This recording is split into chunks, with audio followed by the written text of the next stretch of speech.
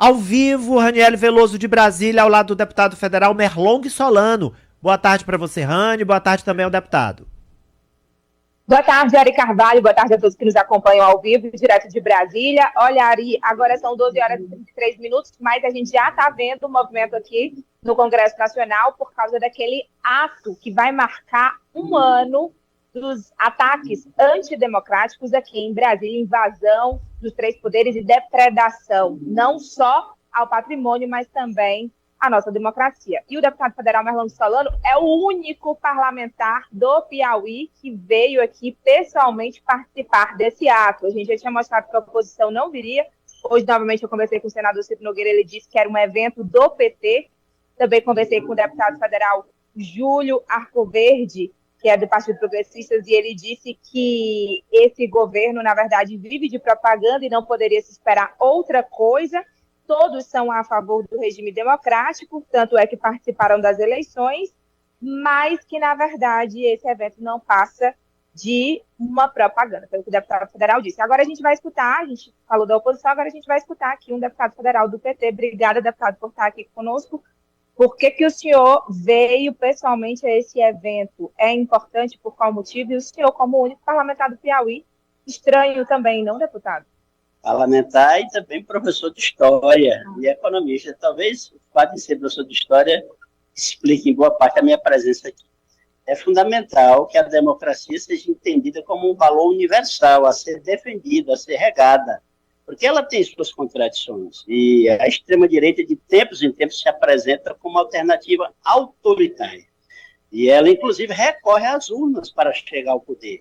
Hitler não chegou ao poder através da força das armas no primeiro momento, ele chegou através da eleição. Com 1/3 dos votos dos alemães, ele chegou ao poder e a partir daí estabeleceu uma ditadura. A democracia também morre por dentro. Alguns ganham a eleição tentando depois enfraquecer a democracia. Foi assim com Trump nos Estados Unidos, assim no Brasil com Bolsonaro. Então nós temos que afirmar com todas as forças a necessidade de defender a democracia, porque é um regime que, há um tempo, combina a liberdade individual com a liberdade de empreendedorismo econômico para os pequenos, os médios e os grandes negócios. Numa sociedade complexa, a média é que é o caminho. Não há ninguém que tenha uma solução individual capaz de atender a todos os brasileiros e brasileiras. Por isso, a democracia encontra o caminho do meio, e eu aqui estou para manifestar essa minha convicção democrática. Deputado, muitos negam ainda hoje essa tentativa de golpe, inclusive parlamentares que são da esquerda, como Aldo Rebelo do PCdoB, como outros parlamentares que já se posicionaram, como, por exemplo, o presidente da CPMI, porque por parte do Congresso, ele não é da esquerda, mas foi o presidente da CPMI, por parte do Congresso, a comissão foi quem investigou o 8 de janeiro, e ele se posicionou hoje em nota dizendo que, na verdade, não foi uma tentativa de golpe, e sim uma baderna, e que, na verdade, os empresários que financiaram pensavam que tinha uma nobre causa por trás. Enfim, um tom mais moderado. O que o senhor avalia desse comportamento e o que o Congresso ainda pode fazer para punir os culpados sobre o 8 de janeiro? Bom, tem no Brasil uma tradição forte de passar panos quentes, panos mornos, de botar debaixo do tapete graves problemas. Não devemos fazer isso em relação a um golpe. Os golpes não têm uma maneira única de atuar.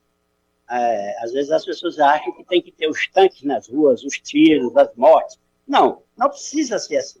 A Dilma foi derrubada por um golpe parlamentar midiático com a omissão do Poder Judiciário. Getúlio Vargas, em 1964, bastou um militar ser morto para ele ser derrubado. O golpe não se efetivou em seguida por causa da enorme comoção popular. 1964 no Brasil já foi uma coisa mais articulada. De fato, o conjunto das Forças Armadas, grandes empresários, a presença da Marinha dos Estados Unidos na costa brasileira, tudo isso foi articulado durante meses, foi uma coisa muito mais complexa.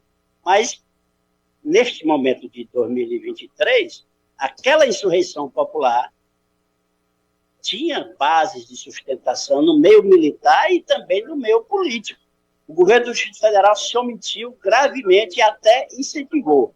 Havia forças militares esperando o momento oportuno para lançar seus tentáculos sobre a democracia brasileira.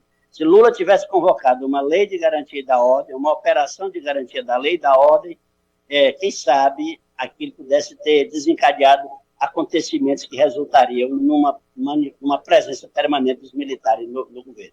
Ari, tem alguma pergunta?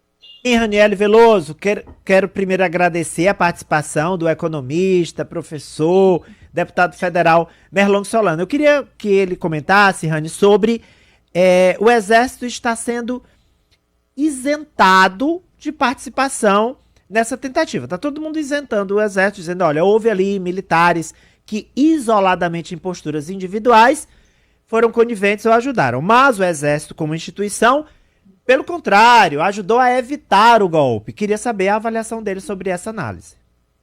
Ari, você leu meus pensamentos. Queria fazer essa pergunta, mas por causa do tempo eu passei logo para você. O Ari, no estúdio, o deputado, está perguntando sobre a questão dos militares, porque tem muita gente dizendo que os militares não tiveram participação, não apoiaram o golpe. O próprio presidente do TSE, Alexandre de Moraes, diz que as Forças Armadas nunca flertou. O próprio ministro da Defesa, esse que tenta pacificar as relações das Forças Armadas com o governo. E até agora os militares, eles não foram punidos. 2 foram punidos, um com 3 dias de detenção e o outro com uma advertência. Essa é uma das questões que o Brasil teima em botar debaixo do tapete. Há um certo temor de apurar rigorosamente coisas que envolvam as Forças Armadas. Basta a gente olhar a diferença entre Argentina e Brasil. Lá a ditadura foi muito mais forte mesmo, mas depois os militares foram punidos severamente. No Brasil se passou, deu anistia para terrorista, deu anistia para militar, torturador e assassino também. E mais uma vez estão tentando fazer isso. Estão fechando os olhos para os fatos de que os acampamentos eram nas barbas do Exército Brasileiro, na porta dos quartéis. Agora, você imagine a CUT organizar uma manifestação na porta dos quartéis durante o governo Bolsonaro, o que teria acontecido? Então, não, de fato, houve uma omissão, alguns esperavam uma participação mais ativa se o ambiente tivesse sido propício, através da convocação de uma GLO, esses que queriam uma participação mais efetiva no sentido do golpe teriam colocado suas garras de fora. Ari? Quero agradecer, se você tiver mais alguma pergunta, análise muito equilibrada, muito sensata do deputado Merlong. Sim, também quero agradecer o deputado, muito obrigado, deputado. Mais tarde a gente vai estar cobrindo, Ari, esse evento, só atualizando aqui como é que está o cronograma.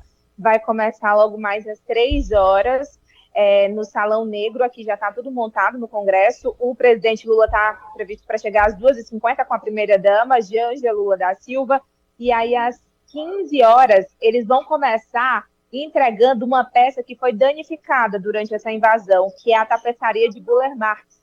E também vai ter aquela foto tradicional com a Constituição de 1988. E aí o presidente e as autoridades vão para a mesa e aí começam os discursos.